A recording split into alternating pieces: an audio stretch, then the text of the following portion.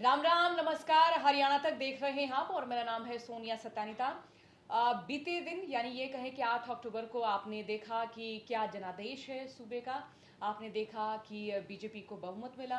कांग्रेस हम ये कहें कि अब की बार कुछ सीटें बढ़ाती तो नजर जरूर आई, लेकिन कांग्रेस की लहर सुनामी हवा जैसी परिस्थिति हमें देखने को नहीं मिली। कांग्रेस क्यों हारी, बीजेपी को बहुमत क्यों मिला, ये जानने की लगातार तमाम विश्लेषक कोशिश कर रहे हैं।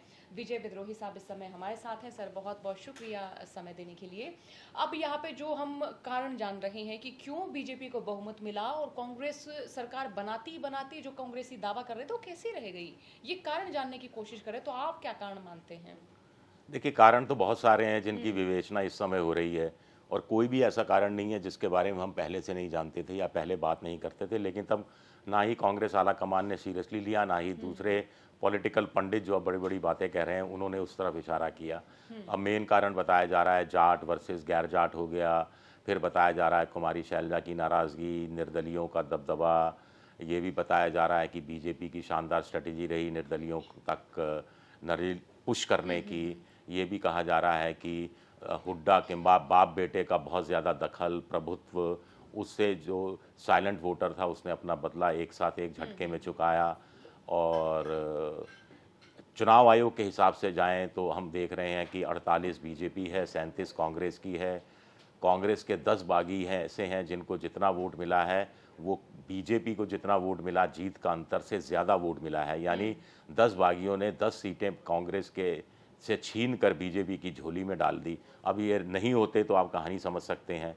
20-22 सीटें ऐसी हैं जहां बीजेपी 500 से कम अंतराल से जीती है। हो सकता है 2-4 सीटें ऐसी भी हो कांग्रेस भी जीती हो, मैंने उसका विश्लेषण नहीं किया। लेकिन कांग्रेस मेवात की और कुछ इलाकों की सीटें बम्पर मतों से जीती है। इस कारण दोनों का मत प्रतिशत करीब 40% है, 0.9% का डिफरेंस है। 1 लाख वोट अगर कांग्रेस को अलग अलग विधानसभा चुनाव के हिसाब से कुछ ज़्यादा मिल जाता तो कांग्रेस आज सरकार बनाने की स्थिति में होती।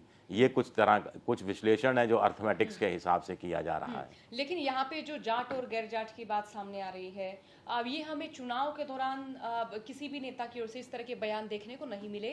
कुमारी शैलजा पर एक टिप्पणी वायरल हुई थी। इसके बाद जितना मैं ग्राउंड पे गई तो मैंने उस तबके के लोगों में ये डर देखा कि अगर कांग्रेस की सरकार आ गई तो उनके साथ क्या होगा, क्या इसी तरीके की टिप्पणियां होंगी। तो यहाँ पे कांग्रेस संभाल नहीं पाई कि सभी तबकों, हालांकि छत्तीस बिरादरी लगातार राहुल गांधी कहते जरूर दिखे, लेकिन वो इम्पैक्ट लोगों तक नहीं गया। वो जो वीडियो या वो जो बयान, वो जो जातिगत टिप्पणी थी, वो अपना काम तब तक कर चुकी थी। डैमेज कंट्रोल नहीं हुआ कांग्रेस से। नहीं, राहुल गांधी ने कोशिश की, विजय संकल्प यात्रा भी निकाली और आखिरी दिनों में उन्होंने छत्तीस बिरादरी की बात ज़्यादा कही और सीरियस अंदाज में कही। छत्तीस बिरादरी तक वो सीमित नहीं रहे कि सबकी सरकार बनेगी, सामूहिक सरकार बनेगी, सबको सम्मान मिलेगा, सबको इज्जत बख्शी जाएगी। कुछ लोग तो कह रहे हैं कि कांग्रेस की 37 की जगह हो सकता है 27 सीटें आती अगर राहुल गांधी इस तरह के बयान नहीं देते।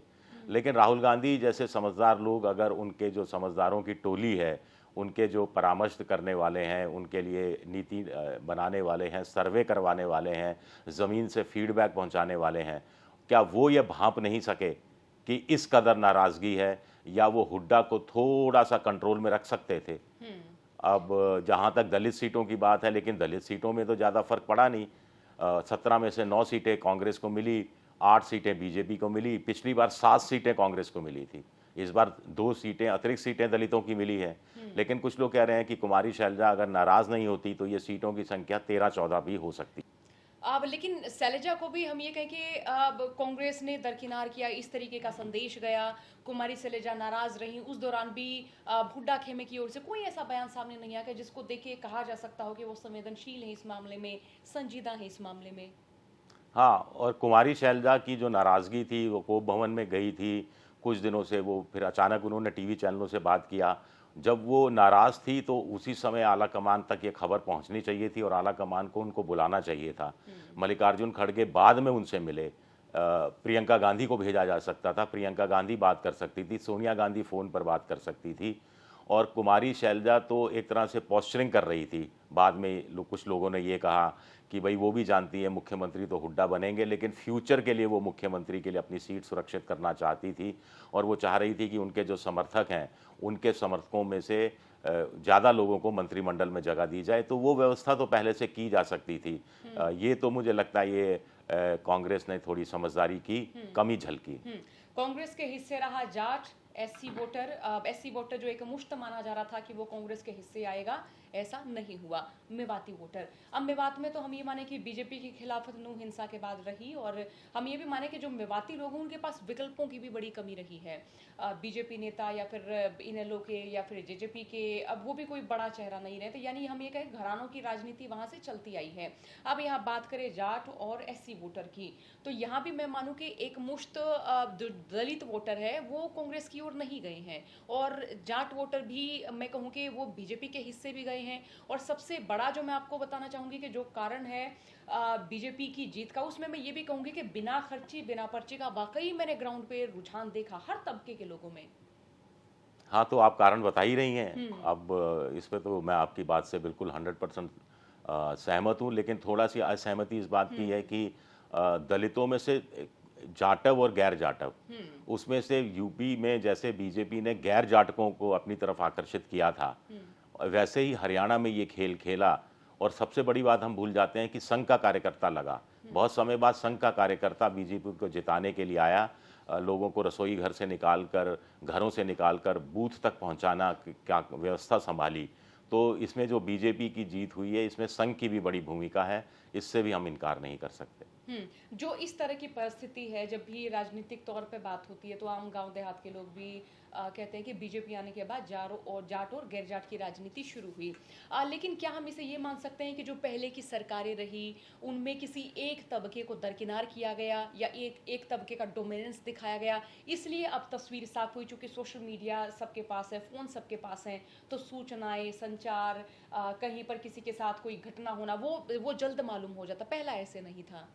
नहीं, पहले देखिए 2004 में जैसे लोग कहते हैं कि सोनिया गांधी ने इस जाट राजनीति को बढ़ावा दिया, जैसा लोग कहते हैं, वो हुड्डा को आगे बढ़ाकर भजनलाल बिश्नोई के पक्ष में ज़्यादा विधायक थे। तब भजनलाल बिश्नोई भी हुआ करते थे, बिश्नोई समाज के राव इंद्रजीत सिंह भी हुआ करते थे, ओबीसी सब चुनाव लड़ते थे। अब की क्या हुआ कि सिर्फ एक ही हुड्डा का वर्चस्व हो गया। अगर कुमारी शैलजा को भी विधानसभा चुनाव लड़वा दिया जाता तो मैसेज ये जाता कि भाई हो सकता है कुमारी शैलजा भी मुख्यमंत्री बन जाए। तो एक हेल्दी कंपटीशन जैसी भावना होती और दलित इस तरह विमुख नहीं होते, और ना ही जाट वर्सेस गैर जाट करने का बीजेपी का जो मकसद था उसमें वो कामयाब हो पाते। मुझे लगता है कि जाट एक जैसे अखिलेश यादव है, यादव करते थे, अब उन्होंने पीडीए बनाया तो पीडीए में वो यादव प्लस हो गया उनकी पार्टी। ऐसे ही लगता है कि हरियाणा में जाट प्लस कांग्रेस को कुछ करना चाहिए, क्योंकि ऐसा नहीं है, कुछ लोग कह रहे हैं कि साहब अब बीजेपी की तरह गैर जाट की राजनीति करने लगे कांग्रेस। गैर जाट की राजनीति करेगी तो बिल्कुल खत्म हो जाएगी, क्योंकि बड़ी मुश्किल से इनेलो और दूसरी छोटी पार्टियों का राजनीतिक वजूद करीब करीब खत्म हुआ है, वो जिंदा हो जाएंगे, वो जाट तो उनकी तरफ चला जाएगा। तो जाट प्लस, ये एक बड़ी बात मैं अपनी तरफ से कहने की कोशिश कर रहा हूं। यादव प्लस जैसे अखिलेश यादव ने किया, क्या हरियाणा में कांग्रेस जाट प्लस प्लस जैसा कुछ फॉर्मूला दे पाएगी? लेकिन क्या जो एक तबका है जिसको इतने सालों तक राजनीतिक स्पेस नहीं मिला, या फिर ये कहें कि सामाजिक तौर पे समानता उन्होंने नहीं देखी, वो इस दौरान मिली हो, बीजेपी आने के बाद मिली हो, उनको ऐसा लग रहा हो कि अब हम बहुत सम्मानजनक, या फिर हम कहें कि एक समाज में बहुत समानता से जी रहे हैं, या कुछ ऐसी परिस्थिति है? उसी को तो जोड़े जाने की ज़रूरत है, उसी को तो अपनी तरफ लाने की ज़रूरत है। जाट प्लस की मैं बात कर रहा हूँ तो उसी तरफ इशारा कर रहा हूँ कि थोड़ा ओबीसी भी आए, थोड़ा दलित भी आए, थोड़ा पंजाबी भी आए, थोड़ा राजपूत भी आए। तो यही तो मकसद है कहने का। जैसा अखिलेश यादव ने किया कि सिर्फ यादव वोट देते थे, अब उन्होंने यादव बहुल सीटों पर भी कहीं पर ब्राह्मण को टिकट दे दिया, कहीं गैर यादव को टिकट दे दिया लोकसभा चुनाव में, और उन्होंने बीजेपी की सारी राजनीति ध्वस्त कर दी। वो जीत कर आए। ऐसा कोई फॉर्मूला हरियाणा में भी सोच सकती है कांग्रेस। और अब बीजेपी के पास हम कहें कि बहुमत का आंकड़ा है। यहाँ पर हम देख रहे हैं कि कल से सीएम कौन होगा, ये गहमा गहमी, ये गुटबाजी बिल्कुल भी तेज नजर नहीं है। यानी ये कहें कि बीजेपी ने भी पूर्ण तौर पे कंट्रोल में सारी चीजें ले ली हैं। देखिए वो प्रधानमंत्री ने कल जो भाषण दिया, विजय उत्सव मनाया जो बीजेपी मुख्यालय में, उन्होंने नायब सिंह सैनी मुख्यमंत्री की तारीफ की। उसी से साफ है कि नायब सिंह सैनी का कोई विकल्प नहीं है, वही मुख्यमंत्री बनने वाले हैं। इसमें तो पानी की तरह साफ है। और वो चुनाव भी उनके नेतृत्व में लड़ा गया। 6 महीने के वो मुख्यमंत्री एक स्टेट तीसरी बार झोली में डालने में कामयाब होते हैं, तो कोई मुकाबला नहीं है। कोई और सर ये जब माना जा रहा था कि कांग्रेस की लहर है, सुनामी है, हवा है, आप देखिए वो पूरे कॉन्फिडेंस के साथ रैलियों में जा रहे थे। देखिए नेता, देखिए 2 चीज़ें होती हैं नेताओं में। एक तो उनकी याददाश्त कम होती है, या ये मानकर चलते हैं कि जनता की याददाश्त कम होती है। दूसरा, वो मोटी चमड़ी के होते हैं। तो नेता अंदर से क्या होते हैं कुछ पता नहीं लगता। वो हम और आप, हमारे भावों से, हमारे चेहरे के भाव से पता लग जाता है कि हम अंदर क्या सोच रहे हैं, वो पता नहीं लगने देते।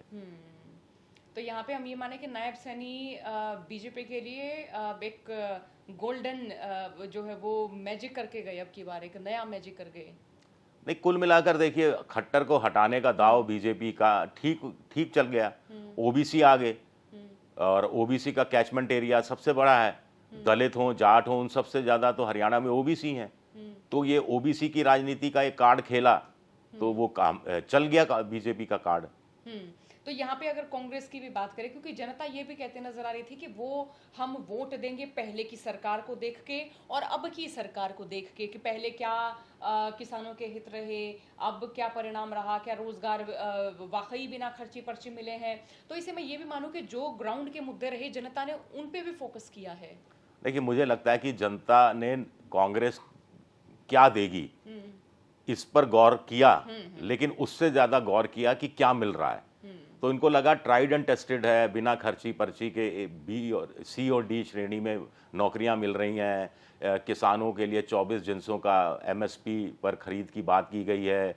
नहर का कुछ 155 करोड़ कुछ बकाया कर था, वो हटाया गया, और बहुत सारी चीज़ें जो की गई। तो उनको लगा कि जो मिल रहा है ठीक है, इस पर ज़्यादा यकीन किया उन्होंने। मुझे ऐसा लगता है मोदी की गारंटी आप समझ सकते हैं राहुल की गारंटी पर भारी पड़ी।